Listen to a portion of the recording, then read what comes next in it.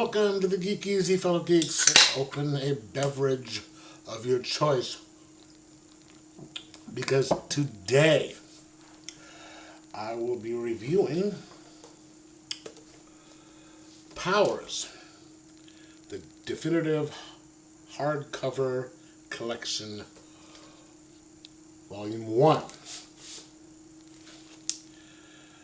I found this at Tidal Wave, my local used bookstore. All four of them. There's 1, 2, 3, 4. And they were $15 a piece, so $60 for the four of them. And this has a $29.99 cover price. So if you look here, it's $29.99, so it's half price. I would have had to pay $30, $60, $90, $1.20 for that. I only paid half price. And I was like, okay, this is Bendis. It's hit and miss on stuff, and I didn't know much about it, but it was cool to have in my collection either way.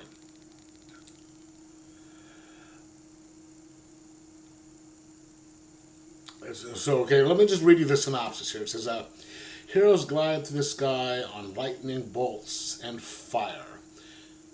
Flamboyant villains attempt daring daylight robberies. Godlike alien creatures clash in epic battle over the nighttime sky. And on the dirty city streets below, homicide detectives Christian Walker and Dina Pilgrim do their jobs. From the mysterious death of Retro Girl to a deadly superhero role-playing game to a stunning guest star by Warren Ellis as himself. The Definitive Collection, their very first year of Powers, introduces you to all 5 characters and the stories that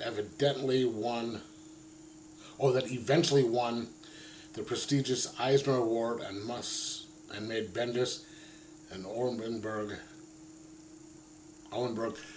comic superstars.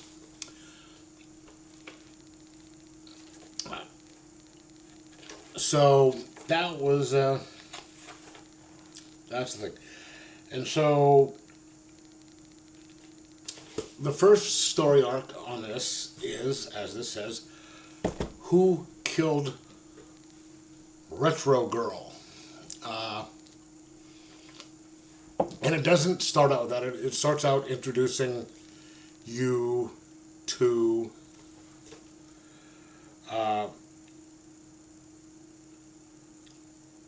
Detective Christian Walker.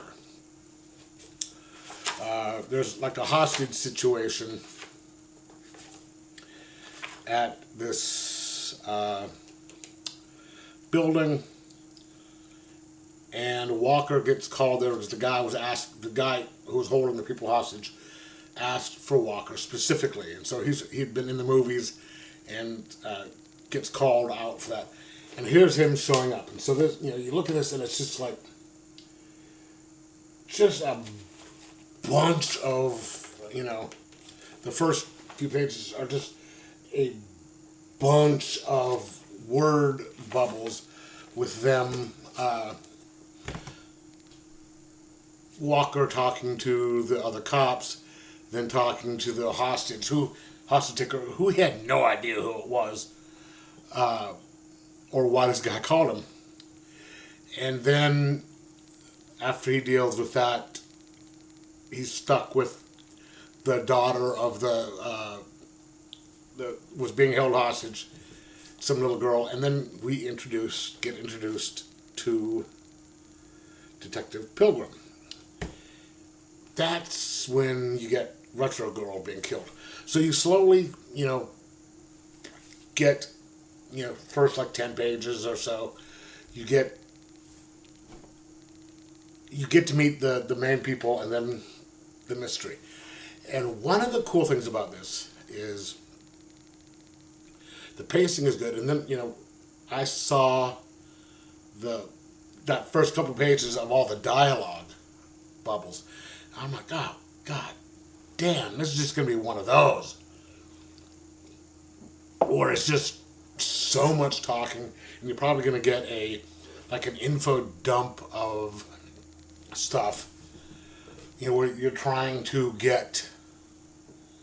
They're just trying to pass all this information to you.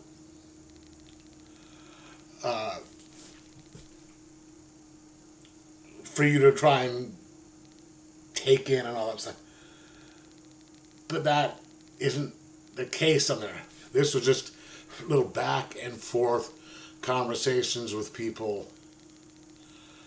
Like at the beginning, he was like, "Where were you at the movies? What do you see? Previews." Just little things like that. So it's not, it's not. They're not trying to dump a whole bunch of stuff on you, and it's like real conversation type stuff. And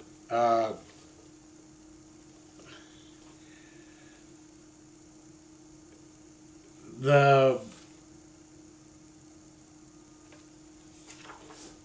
mystery of the first arc is who killed Retro Girl, and so that's these two they work for the Powers division of the police department.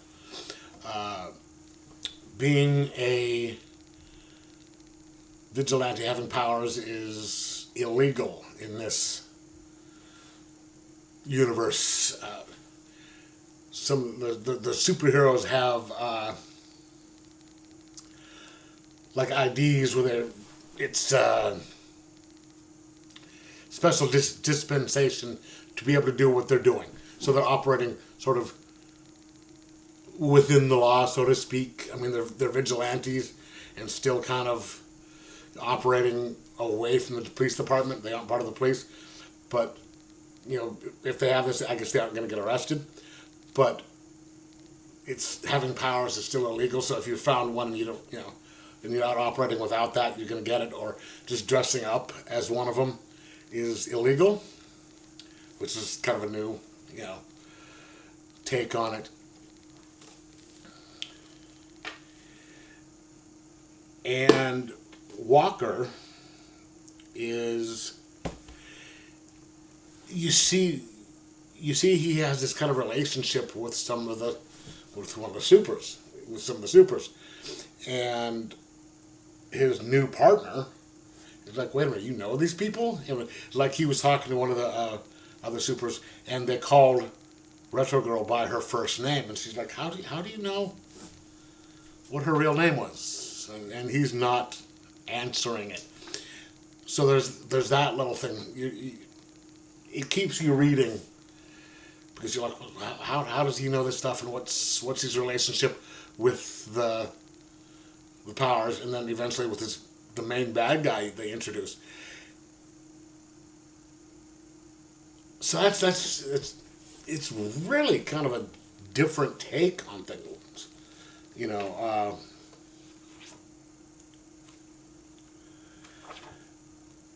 and then so they eventually do find out who killed Retro Girl, and then they have a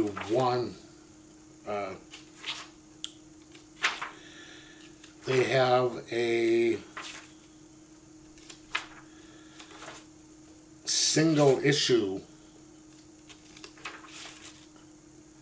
kind of like a one shot that goes in between the story arcs, called Ride Along.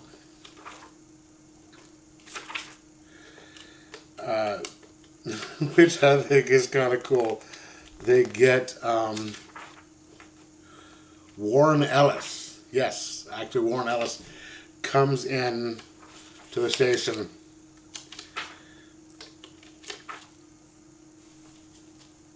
to do a ride along for research to do a graphic novel. And I'm like, who the hell is Warren Ellis? Because I write graphic novels. You written anything that I may have heard of? Oh, Transmetropolitan and this, and so there's kind of a running joke on that.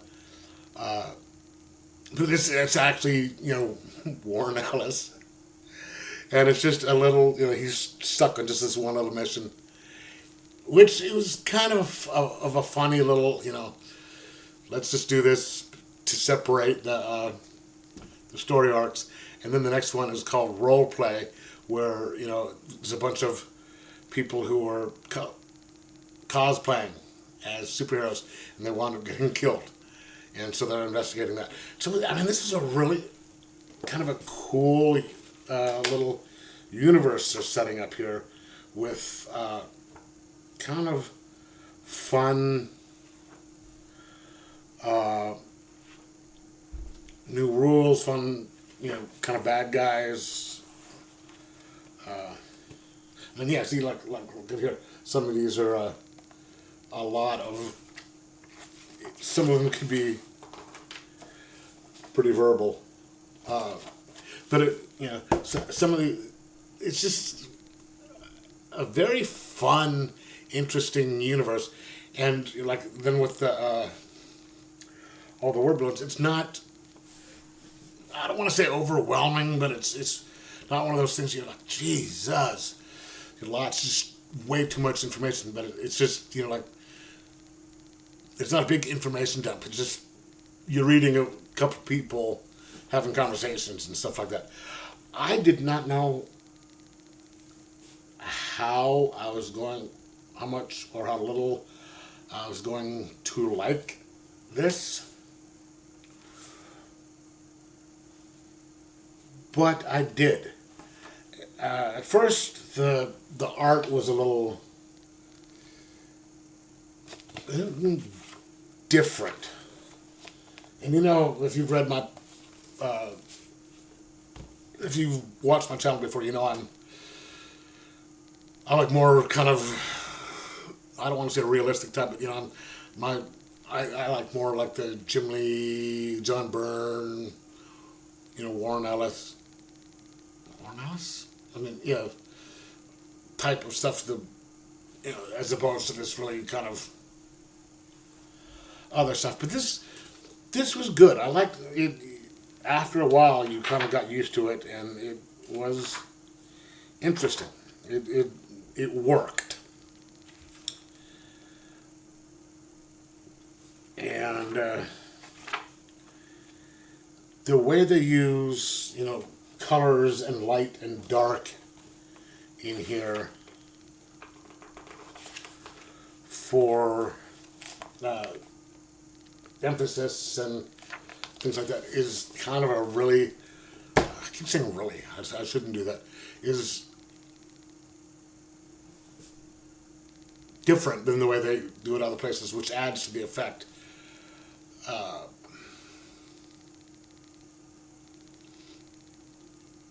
And this is quite the good book. And so, and one of the cool things about this one, and I'm assuming it's going to be the other ones, all this stuff right here is extra. From the front to here is the story, is what they've printed. All this right here is the extras. It's like which is why I have the bookmark there. I haven't done it. There's interviews. There's a coloring activity book,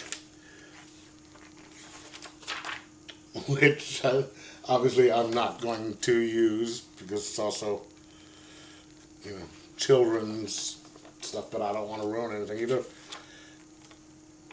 And the full script for issue 1, the whole script for every page, and then